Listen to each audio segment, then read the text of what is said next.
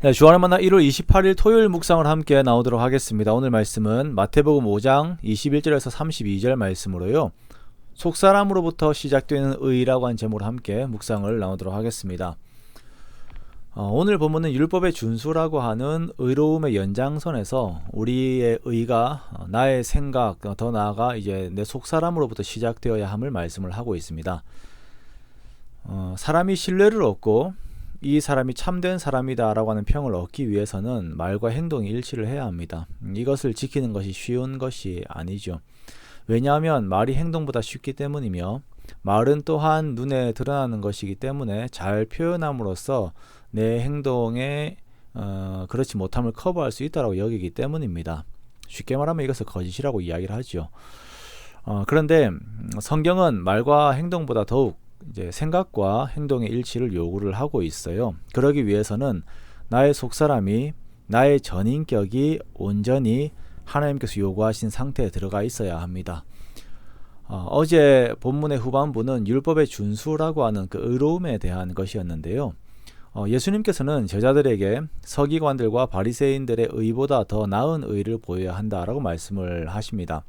자, 알다시피 당시 서기관들과 바리새인들은 율법을 지키는 행위만큼은 이제 최고봉이었습니다. 그런데 예수님께서는 서기관들과 바리새인들의 어떤 점이 부족해서 이들보다 더 나은 의를 가져야 한다라고 요구를 하시는 것일까요? 그것은 바로 그 마음에 있습니다. 그 동기에서 차이가 있다라는 것이죠. 그 속에서는 이제 서기관들과 바리새인들의 속에서는 검은 것들이 가득하지만 그 입에서 나오는 것들과 그 행위는 율법에서 요구하는 것들을 따르는 외형적인 그 모습들만 가득한 외식의 삶을 살고 있다라는 것입니다. 그러므로 주님께서 요구하시는 참된 의는 사람의 내면에서부터 나타나는 전인격적인 의로움입니다.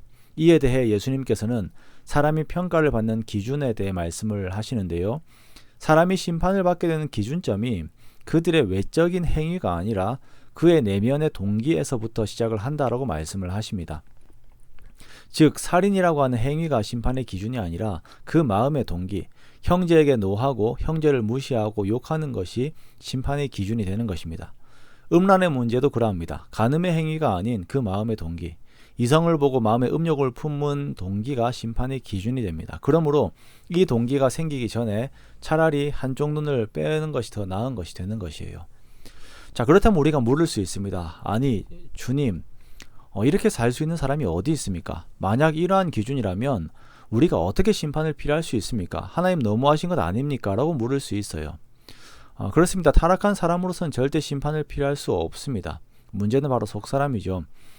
예수님께서 니고데모에게 말씀하셨던 것처럼 사람이 거듭나야, 즉 예수 그리스도 안에서 다시 태어나야 이것이 가능하게 됩니다. 우리가 예수 그리스도 안에서 다시 태어날 때에 그때 우리가 세상을 보고 그리고 타인을 보는 그 시각이 달라지게 되는 것이에요. 그때 우리는 하나님에 대하여는 산자로, 그리고 죄에 대하여는 죽은 자가 됩니다. 자, 하나님에 대하여 산자라고 하는 것은 하나님 안에 거하면서 그의 말씀을 즐거이 듣고 말씀에 대한 것은 온전한 반응을 보이는 것을 의미를 하는 것입니다. 그리고 죄에 대하여 죽는다라고 하는 것은 죄와 관련된 것들을 이제 싫어하고 거부하게 된다라는 것이죠. 점점 죄에 대해서 무지하게 되어가는 것입니다. 즉 세상을 보는 시각, 그 생각, 그 세계관 자체가 하나님 안에서 완전히 변화가 되는 것이에요. 예수 그리스도 안에서 내 영혼이, 내 속사람이 다시 태어났기 때문입니다. 여기에서부터 시작을 하는 것입니다.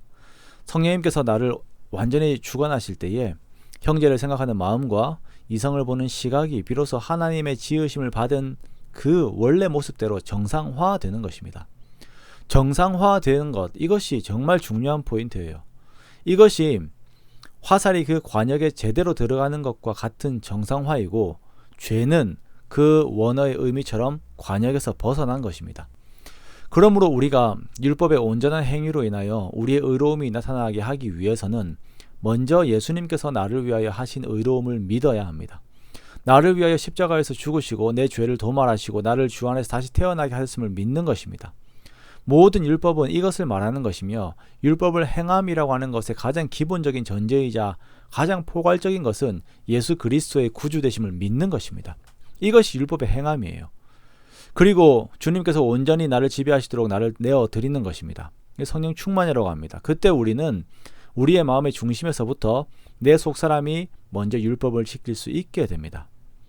형제에 대한 생각, 이성에 대한 생각이 하나님의 선하심과 의로우심 속에서 생각되어지는 것입니다. 그렇게 살아가는 것이 인간의 본 모습이고 그것이 하나님의 판단의 기준이 됩니다.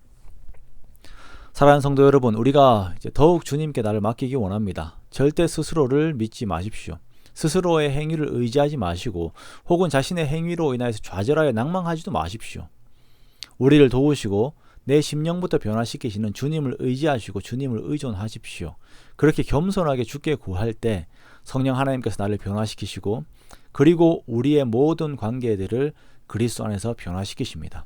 그러한 은혜와 복됨의 역사가 오늘도 저와 여러분에게 항상 함께 하시기를 주님의 이름으로 축원합니다.